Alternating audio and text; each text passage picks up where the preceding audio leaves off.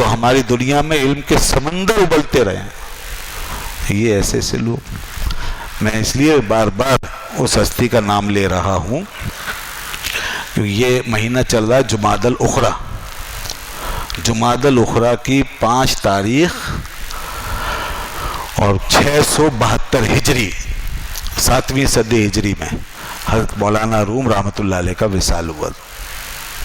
جمادی الثانیہ جمادی الاخری میں اسی مہینے میں تھوڑا سا اصل میں یہ گراؤنڈ میں نے اس لیے بنایا تھا. میں اس مینار نور پہ کیا چڑھوں, وہ تو بہت بلند اور بڑی وسیع دنیا ہے. میں صرف ان کے نیچے گراؤنڈ پر ہی کچھ ایک ماحول آپ کے سامنے رکھنے کی کوشش کر رہا ہوں کہ وہ کس مقام پر فائز ہے وہ ہستی اور کس دنیا سے اس کا تعلق. میں یہ بتانا چاہ رہا ہوں کہ یہ مینار جو ہماری سرزمین پر کبھی قائم تھے آج ہمارے درمیان اجنبی ہو گئے. یہ کبھی ہمارے لائٹ ہاؤس ہوا کرتے تھے جن سے ہر وقت روشنی لیتے تھے اپنی تعلیم میں, اپنی فکر میں, اپنی تربیت میں, اپنی ایپسٹیمولوجی میں, اپنی علمیت میں. لیکن آج ان میناروں سے روشنی ہم سے زیادہ دوسرے لینے لگے ہیں. اور ظاہر ہے وہ اپنی حکمت اور اپنی مصلحت کے تحت روشنی حاصل کر رہے ہیں. وہ اس اعلیٰ عقل سے, دانائی سے جو انہوں نے دی ہے دنیا کو, روشنی لے رہے ہیں. تو اس وقت آسٹریا میں کام شروع ہوا مولانا روم رحمۃ اللہ علیہ پر. وہاں کے کچھ خامہ نوازوں نے مولانا روم رحمۃ اللہ علیہ کے کچھ تراجم کروائے ان کی مثنوی وغیرہ پر, ان کی کتاب میں ایک مثنوی پر ایک دیوان شمس کے کچھ سلیکٹڈ تراجم کرائے. اس کے بعد سن 1945 میں A.R. نکولسن جو کہ بہت بڑا ایک مستشرق اور محقق شخص تھا, 45 میں اس کا انتقال ہو گیا تھا. اس نے مولانا روم رحمۃ اللہ علیہ پر جتنا علمی مواد چھوڑا ہے اس نے یورپ کی دنیا میں مولانا روم رحمۃ اللہ علیہ کی علمی روشنی پہنچائی ہے. اور وہاں کے لوگوں کو سب سے زیادہ آگاہ کرنے والا یہ شخص ہے A.R. نکولسن, جس نے یورپ کی سرزمین پر اہل یورپ کو, وہاں کے اہل علم حضرات کو مولانا روم سے متعارف کروایا. تو یہ وہاں کام ہو رہا ہے. رومی شناسی ایک شعبے کے طور پر قائم ہے اور اس پر بہت کچھ لٹریچر آ چکا, کام ہو رہا. مولانا روم بہت بڑے آدمی تھے. انہوں نے یہ علم جو ہے, یہ علم وہ علم ہے جس کو اللہ تعالیٰ نے حکمت قرار دیا ہے. میں نے حکمت سے آغاز کیا تھا نا, وہ یہ حکمت ہے. یہ وہ چیز جس کو اللہ تعالیٰ نے فرمایا فقد اوتی خیرا کثیرا, کہ جس کو حکمت دے دی گئی نا سمجھو اسے سب سے بڑی بھلائی دے دی گئی. تو یہ نظر آ رہی نا بھلائی کہ دنیا آج اس سے مجبور ہے. اہل یورپ مجبور ہیں, اہل مغرب مجبور ان کے اس علمی خزانے سے استفادہ کرنے میں, لہذا وہ اپنے کوزے بھر رہے ہیں. اور ابھی بھی بہرحال بہت کچھ کام باقی ہے. آج مسلمانوں کے درمیان اسلاف کے حوالے سے یہ سنجیدگی بہت کم ہو گئی. بزرگوں کے علمی باقیات, ان کی چھوڑے ہوئے ترکے, ان کی علمی میراث, ان کی حکمتیں, ان کی دانائیاں, یہ اب ہم نے بہت پڑھانا بالکل چھوڑ رکھا ہے. اب کچھ مدارس میں, دینی مدارس کے اندر ہی کچھ اس میں رہ گیا ہے کچھ تعلق. یہاں بھی الحمدللہ یہ جو علماء ہیں آپ کے دینی رہنما جو بنتے ہیں, یہ لوگ, یہ بچے پڑھتے ہیں, ان کے ہاتھوں میں کچھ نہ کچھ کتابیں ہیں.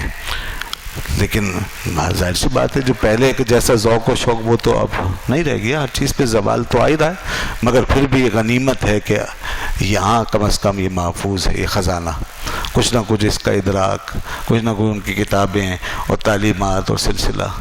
تو یہ وہ خزانہ ہے جس پہ دنیا کی, انسانیت کی ساری اساس قائم ہے.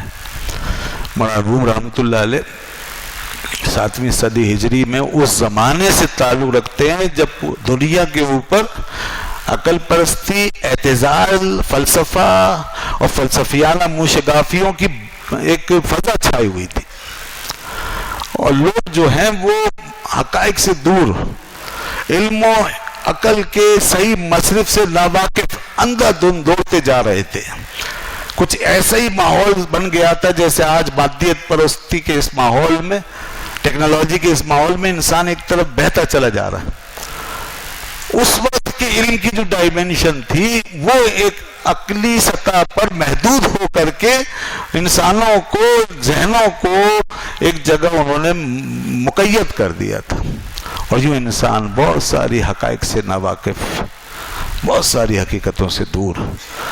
یہ انسان کا روحانی مقام ہے. انسان کی عقل کا دوسرا پہلو، ایک تو استدلالی پہلو ہے اور دوسرا پہلو اس کا عقل کا روحانی اور نورانی پہلو ہے. تو استدلالی پہلو اتنا غالب تھا کہ کسی بھی حقیقت کو بغیر استدلال کے لوگ ماننے کے لیے تیار نہیں ہوتے تھے.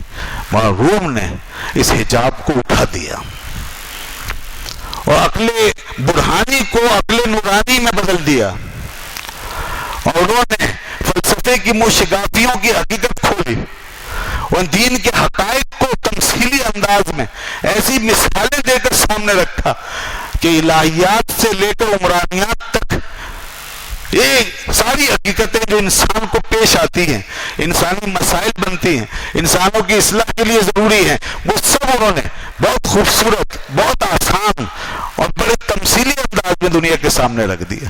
یعنی ان کا انداز قرآن مجید اور وحی کے انداز سے ماخوذ ہے. وہ جو اللہ کی کتاب کا طریقہ ہے، وہ جو وحی الہی کا انداز ہے کہ سمجھا کر، مثال دے کر، تمثیل دے کے ایسی بات سامنے رکھ کے کہ جس سے ہر آدمی آسانی سے سمجھ جائے. یہ مولانا روم رحمۃ اللہ علیہ کا بہت بڑا وصف ہے. انہوں نے بڑے بڑے پیچیدہ مسائل ایسی چٹکیوں میں حل کر دیے. خیر اس کے لیے اتنا وقت نہیں کہ میں اس کی ایک دو مثالیں بھی دے سکوں. بس اتنی ایک اندازہ لگانے کے لیے ایک بات میں کرتا جاتا ہوں آخر میں. بس یہ آپ اندازہ کریں کہ وہ ایک بات سمجھانا چاہتے ہیں کہ دعویٰ اور دلیل ایک ہوتا ہے. کبھی دعویٰ اور دلیل ایک ہو، ایسا ہو سکتا ہے نا، مگر یہ بات سمجھنے میں ذرا مشکل ہے کیونکہ دعویٰ الگ دیکھتا آدمی، دلیل الگ دیکھتا ہے نا. مگر دعویٰ اور دلیل ایک ہو. اور ہم کہتے ہیں اللہ کے وجود پر بے شک بے شمار دلیلیں موجود ہیں انسانی عقل کو سمجھانے کے لیے، مگر خدا کی اصل شان یہ ہے کہ دعویٰ بھی خود ہے، دلیل بھی خود ہے. اس لیے کہ اگر اس کے اعتبار سے بات کریں تو وہ ایسی ذات نہیں ہے کہ جو آپ کی اور میری دلیل کی محتاج ہو. کیا مطلب کہ اگر دلائل نہ ہو تو خدا نہیں ہوگا؟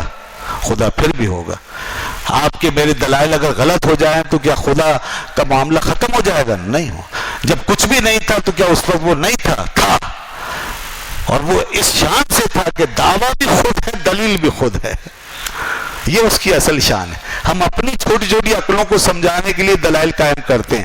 اب اس حقیقت کو کہ جو اللہ کی شان ہے کہ دعویٰ بھی خود ہے، دلیل بھی خود ہے، اس بات کو سمجھانے کے لیے مولانا روم ایک مثال دے رہے ہیں کہ یہ بات سمجھنے میں ذرا مشکل ہے. کہاں سے سمجھیں؟ کوئی مثال ایسی آ جائے کہ کلیئر ہو جائے کہ دعویٰ اور دلیل ایک ہو سکتا ہے. فرماتے ہیں ہو سکتا ہے، اور وہ ایسے کہ جیسے ایک شخص ہے وہ عربی جانتا ہے اور پھر وہ عربی زبان میں دعویٰ کرے کہ میں عربی جانتا ہوں. تو بتاؤ یہاں دعویٰ کون سا ہے اور دلیل کون سی ہے؟ جو دعویٰ ہے وہی دلیل ہے، جو دلیل ہے وہی دعویٰ ہے. لیکن کتنا آسان کر دیا اس معاملے کو کہ وہ عربی زبان جانتا ہے اور پھر وہ دعویٰ کرتا ہے میں عربی جانتا ہوں. اب جب وہ عربی میں یہ بات کہتا ہے کہ میں عربی جانتا ہوں تو کیا آپ اس سے اور کوئی دلیل طلب کریں گے؟ اس نے دعوے میں ہی اپنی دلیل فراہم کر دی. بس حقیقت یہ ہے کہ ہماری عقلوں کی کوتاہیاں ہیں کہ ہم خدا تک پہنچنے کے لیے دلیل کے محتاج ہیں، ورنہ اللہ کی شان یہ ہے کہ وہ دعویٰ بھی ہے اور دلیل بھی ہے، وہ کسی دلیل کا محتاج نہیں ہے. وہ اپنے آپ کو منوانے کے لیے کسی دلیل کا محتاج نہیں ہے. اگر وہ چاہے تو آپ کے میرے درمیان دلائل کے لامتناہی سلسلہ کو ختم کر کے براہ راست اپنے آپ کو منوا دے. وہ ایسی شان رکھتا ہے اگر وہ چاہے تو. زمین و آسمان کے بیچ ان دلائل کے حجابات کو اٹھا دے، ان سارے سلسلوں کو منقطع کر دے اور وہ جس طرح چاہے اپنے آپ کو منوا دے. یہ ہو سکتا ہے نہیں ہو سکتا. تو وہ دعویٰ بھی ہے اور دلیل بھی ہے. آفتاب آمد دلیل آفتاب، یہ والی بات. خیر یہ ایک بس مثال میں نے رکھی ہے، اس پر کتنی حقائق